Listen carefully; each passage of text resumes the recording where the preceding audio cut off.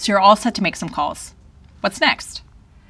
First, you need to determine if you want to make calls from home or with a group. In-person phone banking is always the preferred route because there's power in numbers. You can learn from each other, and let's be honest, it's more fun. But if you can't do in-person phone banking with others, no problem. You can always do a virtual phone bank from your computer. You can do this at night or on a weekend, or for the most dedicated among us, during your work break. Particularly for folks who live in rural areas, or if you want to support a campaign that's not in your district, this is a great way to make a real difference. But again, organizing is really all about relationships and community building. So if you can join others, or even host a phone bank yourself, go for it. Okay, regardless of what method you choose to make calls, the next step is to know, what are you calling about? Are you calling to identify voter preferences, recruit volunteers? The who will impact what type of call list you get and what type of script you use. For this training, we're thinking about two different types of groups. A targeted group of people who a campaign anticipates are persuadable or likely to commit to an action. But how do campaigns know this? This question leads us to the next thing you'll need: a list of people to call. Good organizers or campaigns don't pick up a phone book and call people at random. Rather, the list you'll have will be targeted to certain types of people based on good data, analytics, modeling, and what we know about them from a previous conversation. This list could be an old-fashioned paper one or a list that appears on your computer. Next, you'll need a script. Every script is going to be a bit different based on the objective at hand. But there are a few tips we'll get into soon, as well as two frameworks you can use in your script that are applicable across contexts. Finally, you'll need a way to record your results, whether that's on the computer or on your paper sheet, which later gets entered.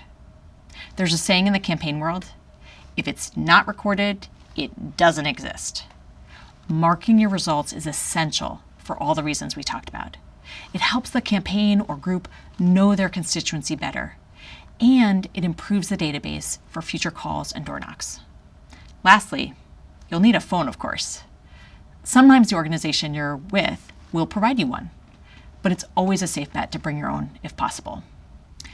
Now that you're completely prepared for calls, it's time to get into some best practices for effective conversations. No matter who you're calling or how you're calling or what you're calling for, here are some helpful tips. First, if you're nervous, be sure to practice with a partner first. Role-playing is always helpful. When talking, make sure to be friendly, polite, yet also direct. We want people on the other end to feel comfortable, but we also need to get answers to our questions. Make sure to smile when you dial. Believe it or not, it sounds much better on the other end of the phone when the caller is smiling. We'll get into the script in the next lesson, but for now it's very important to know that you should follow the overall framework laid out in the script, but you shouldn't read it word for word. This is because it's so important to speak naturally. What does that mean? Often when we're put in awkward or new situations, we tend to tense up and become a bit robotic. Instead, talk to the person like you would talk to your next door neighbor. Casual, conversational, and authentic. It's going to feel better for you and lead to better conversations with voters. Next, never argue. If you find someone who's rude or really disagrees with you, just politely move on. It's not worth the time, effort, or energy when you could be speaking to more agreeable and open folks. If you find folks who enthusiastically agree with you, always ask them to volunteer with your team or campaign. We've already talked about the importance of recording information.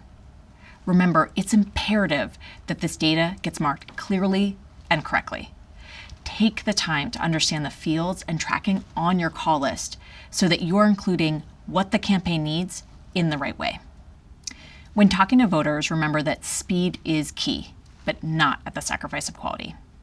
As callers, we shouldn't get distracted with our computers, side conversations, nor should we have 20-minute phone conversations. We have many voters to reach, so we need to remain focused. Give yourself a break period when you can grab some food, chat with your friends, and then get right back to having high-quality conversations. 2 more things. First, don't get discouraged. You'll make a ton of phone calls, and many people won't answer. And some who do answer might even be rude. But just remember, this is a marathon and not a sprint. Your night of calls may not seem like much, but when you take into account the weeks or months of calls that you've made, along with thousands of others who are making hundreds of thousands of calls, it really does combine to make a real difference. And finally, remember to celebrate. Celebrate a good conversation, celebrate your teammates, and celebrate being part of a movement of new energized activism that is making positive change.